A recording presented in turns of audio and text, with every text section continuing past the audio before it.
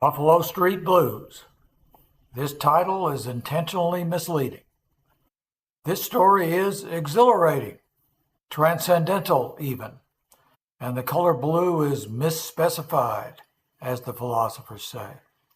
Two of the main characters are anything but blue.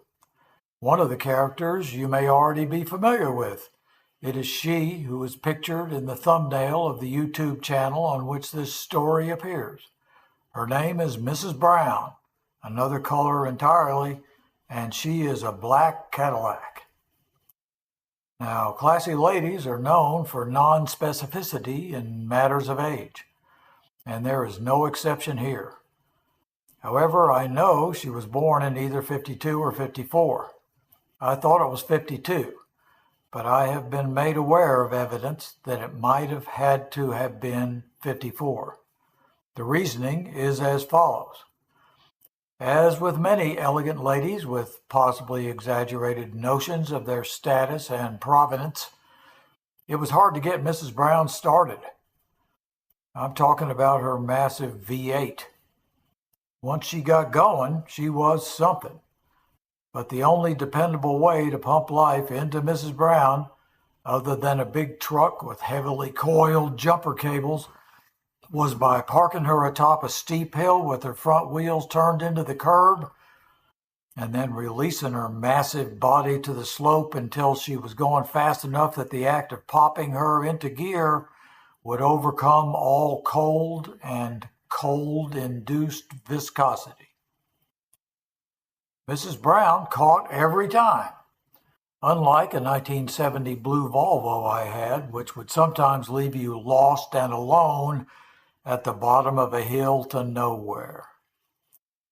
If you let gravity have its way with Mrs. Brown, if the hill was steep enough and you were willing to wait all the way down for the one try, Mrs. Brown would dependably streak and ignite. You messed the gears, you would give, she would take.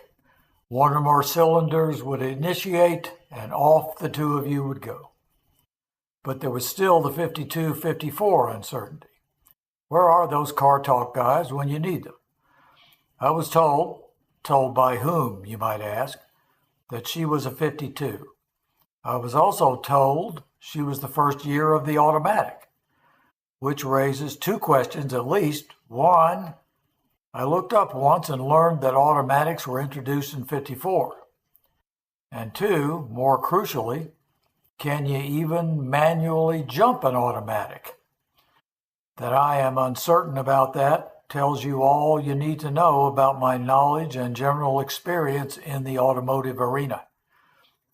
But you would already know that if you had heard the nearby story, The Big Hill, also on YouTube, which describes a big day I had with Molly, my 1965 green Rambler American.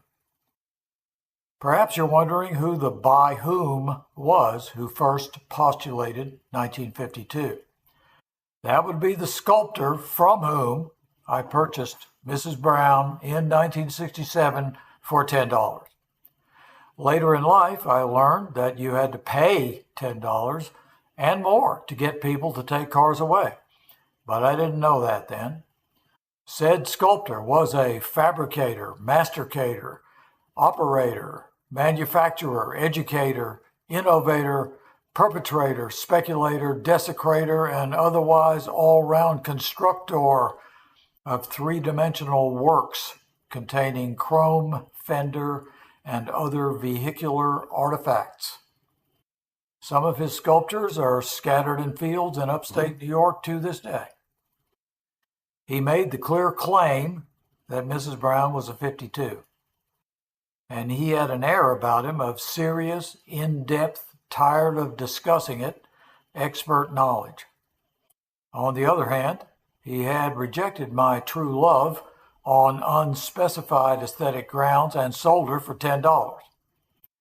So there was a bit of a moral angle to my pursuit of Mrs. Brown. After all, I was saving her from the chop shop saw, and I was headed for the open road with Mrs. Brown on missions that she was designed to carry out. I approached Mrs. Brown. Keep in mind, she was not yet known to me by that name. On my knees. She was magnificent, with an ebony, gleaming, polished noir that was worthy of any highway. Her lines were sleek and her modest fins were indicative of opulent restraint. She crouched in the sculptor's boneyard like a Boeing DC-3 ready to run gold bars over the Caspian to the Levant. I was enraptured. Of course, my real reason for being on my knees was that Mrs. Brown had no front seat. I struggled in wheel-assisted prayer position for a couple hundred feet down the road before I stopped and went into a building and borrowed a folding chair. It was a little high, but easy to adjust back and forth to taste. We didn't bother with seat belts in those days, so that was no problem. Keep in mind, this car had been advertised as in working condition, and that is exactly what she was. No more, no less. She purred like a contented cheetah on a warm summer day. If only she'd purred like that in the cold winter. When I got her home, I was the proudest 19-year-old for miles around. Of course, at that time in my Thoreauvian existence, there were no other houses for miles around. But on to the question of how Mrs. Brown got her name. I remember an episode of the TV series Northern Exposure called How the Town of Sicily Got Its Name. And I remember thinking, now that was a great story. That was a really great title for a really convincing story about how something got its name. No such luck here. I don't know how Mrs. Brown got her name. I must have once known, but I do not know now. I will say that the frigid dichotomy between life and death, car starts and car won't starts, as depicted in Northern Exposure, did pretty well describe the upstate situations in which Mrs. Brown was destined to operate. I have come to believe that the naming of Mrs. Brown must have had to do with my friend Poppy. Poppy, if you're out there, please check in. I've looked for you, and I really hope it all turned out okay. I know that Poppy was a music fan, particularly Brits, and I heard a certain Herman's Hermits song on Sirius the other day that sounded extremely familiar. Maybe you know it. Mrs. Brown, you've got a lovely daughter. When I heard that song, I somehow knew that had to be it. I can certainly recall that Poppy and I would have coveted such an elusive daughter, unattainable as she would have been, and the mother, Mrs. Brown, would have been the only possible hope or connection to the lovely daughter. Maybe we could have run errands for her or something, wormed our way in. Mrs. Brown as the key to an unreachable yet easily imagined future. I somehow know that's got to be it. Poppy named my feral yet traditional Cadillac Mrs. Brown as a possible link to an imagined and paradisical world. And I have always known her by that name. Anyway, with Poppy as a reliable sidekick and faithful mechanic, Mrs. Brown served me well throughout the winter of 67-68. And that led up to Mrs. Brown's and possibly my greatest moment. I must inform you that no one else, not even Poppy, knows what that greatest moment was. This is the first time I have ever mentioned it to anyone. Here it is. At the university in that upstate town, where I went mainly to play pool, there resided an august philosopher named of Max Black, who dealt from celestial heights with matters metaphysical, which for some reason were of great interest in those days. I had attended several lectures by the great man and knew him by sight. By the way, apologies to the Max Black Society if it exists, the family estate and other relics of the life and works of that admirable gentleman. I have not sought any permissions or acknowledgments, copyrights, etc. for using his name, and my interpretation of the events of my one interaction with him are, I assure you and them, entirely, overtly fanciful, if not fantastical and otherwise totally doubtful. If that's not fair use of a name and image, I'd like to know what is. Besides, you, the listener, are not actually seeing his image. It was me who saw him. The effects of the actions of Mrs. Brown or me on the life and works of Max Black are entirely unverifiable and maybe, perhaps surely, apocryphal. They almost certainly did not happen in the way that I am about to describe. But that's the kind of a thing a true metaphysicist, or maybe it's metaphysician, like Black would need to take account of. Concurrence of colors and thoughts, images, memories, accounts, and assumptions regarding the thoughts of others, etc. He would want me to tell this story. And the physical actions themselves, at least, are, as recounted here, overtly true. Here's how it came down. That dead, still winter night, I had had a big game of 9-ball going up on College Ave, and it was quite late when I quit. Noticeably ahead, I might add. I had parked Mrs. Brown against the curb high up on the left side of Buffalo Street, looking down on a deep sea of white fog lying on the grid of downtown Ithaca. For those of you not in the know, Buffalo is one of the steepest urban streets ever licensed to carry traffic in North America, east of Marin Street in Berkeley, California. At a significant fraction of a mile in length, it was an almost sure catch when you jumped an engine even as cruel and cold as Mrs. Brown's was capable of being. Almost at the bottom, quiet as a never-used, motionless, and untested steam locomotive, Mrs. Brown and I were streaking at 60 miles an hour on the hard, white-packed snow. I know there was not a sound. Mrs. Brown's white wall tires, possibly original install, were bald as the cumulative baldness of the 9 pool balls I had been playing with, and I knew from experience utterly silent in the snow. As we neared the ever-hopeful moment of ignition, and just before hitting the fog, I glanced out the side window and saw the unmistakable midnight itinerant figure of the contemplative Max walking slowly, hands behind back, on the sidewalk as he was wont to do. He had to be thinking of finally putting it all together. At that exact moment, Max turned his head and looked at me through the window only a few feet from my own face. He had a look of the most distant, vague interest.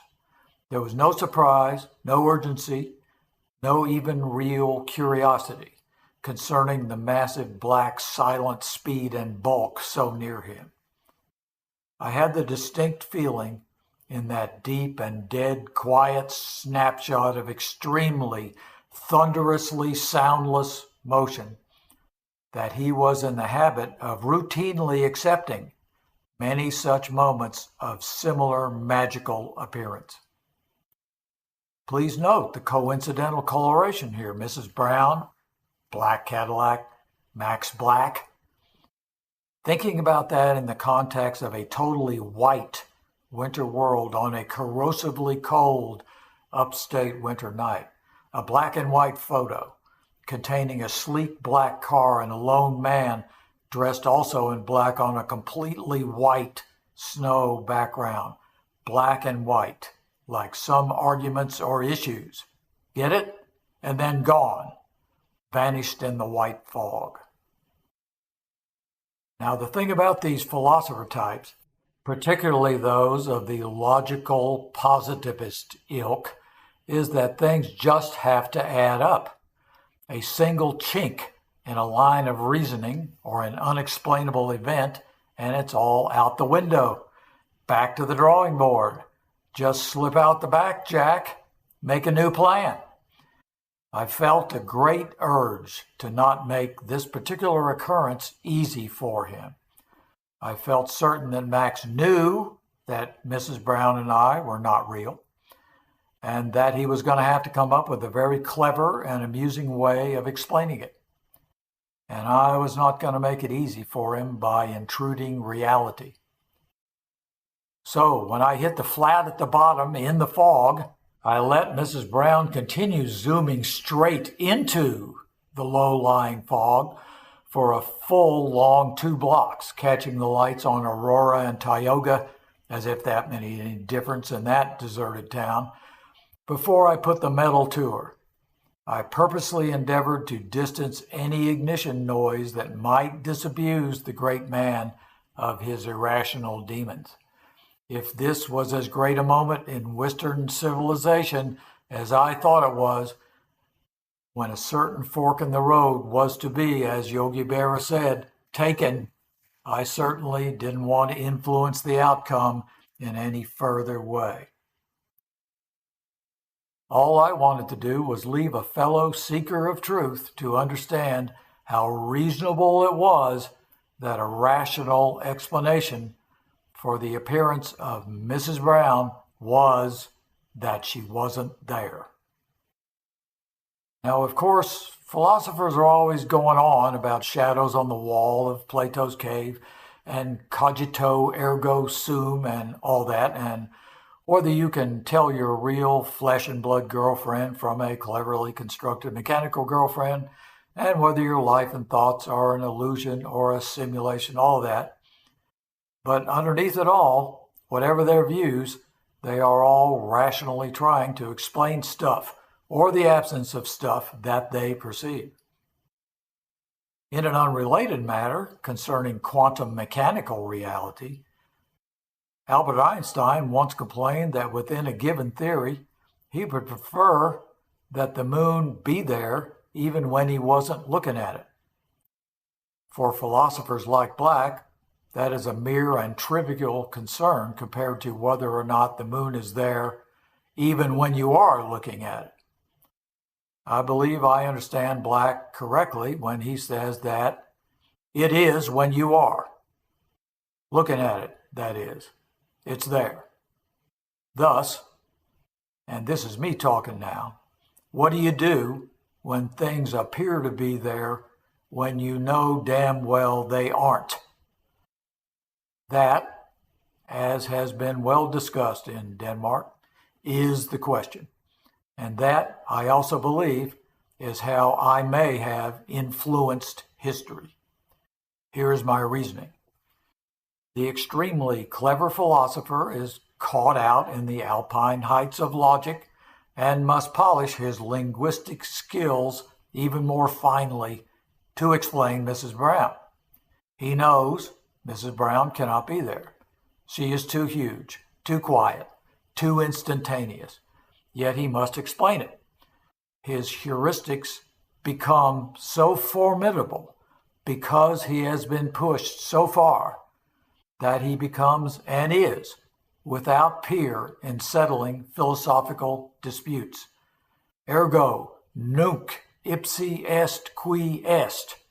I believe that means now he is who he is. Now, I myself can't even begin to claim to understand what these Socratic tactics might have been. You're talking to a guy who got a D in one aesthetics class at Oneonta Community College. Poppy and I thought it would be cool to waste a few bucks adding that particular credit to our evolving future to be hung out employment shingles. Or maybe we thought there would be girls up there. As for that, as Poppy used to say, yeah, right. One of us must have pulled something pretty awful up there to piss off a teacher enough to get a D. But years later, I did read a lengthy, single-spaced disquisition by Professor Black, demolishing an academic opponent's reasoning by stating in a last line that the poor fellow's entire logical edifice was a supreme example of mysticism on stilts. So I think he did indeed enhance his abilities to explain away, while others remained mired in mysticism and inarticulation. I like to think that his vision of Mrs. Brown passing in the ghostly night was Black's insight into what his locutionary enemy might be suffering from, and that he had a full and empathetic understanding of the affliction because of his experience, and that the fleeting and intensely quiet appearance of Mrs. Brown out of nowhere and into nowhere forced him to sharpen his syllogistics all the more finely, and may have even elevated him to the ivory pinnacle which he ultimately obtained. Just another example of you have to know it to forego it. I just made that up. I never saw Max again, but the bottom line is, I think Mrs. Brown's appearance affirmed something in Max that made him a greater philosopher and a greater man. I don't know that for him, of course, but it certainly did something for me. I now know what is real and what is not real with perfect fidelity, and have felt free to mix them unapologetically and without pretense ever since. I don't know what happened to Mrs. Brown in the years after that. Last I knew, she was in a ramshackle shed near a sagging barn on the old Midall property near Brooklyn, New York. Maybe she's still there. Maybe you took her with you, Poppy, wherever you went. And Poppy, I'm sorry. I laughed when your motorcycle went up like a blowtorch after its inaugural run when you had worked on it all winter like that. That certainly was no illusion. That was the truth. But remember, Poppy, you started laughing first.